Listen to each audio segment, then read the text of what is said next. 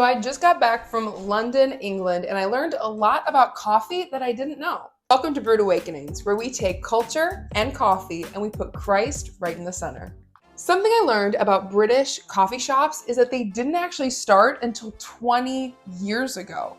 Probably because they're a lot more about tea than their coffee, versus the United States became a lot more about our coffee whenever we had the Boston Tea Party. Jefferson is famous for actually saying, if you're a coffee lover, you're an American, or something to that effect. Whenever I was in Britain, I was able to go to some really great coffee places that roast their own beans and are getting super into the coffee scene. Something called a flat white came out of, now the debate is Australia or New Zealand, and a flat white is basically a failed latte. They used skim milk, and because of that, there was no foam produced. So instead of calling it a failed latte, they called it a flat white.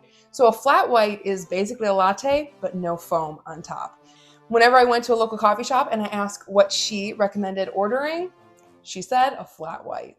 Something super interesting about London, England, is the reason we left was taxation without representation.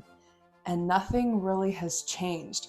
Made me very grateful for those men who died to protect the United States of America from taxation without representation.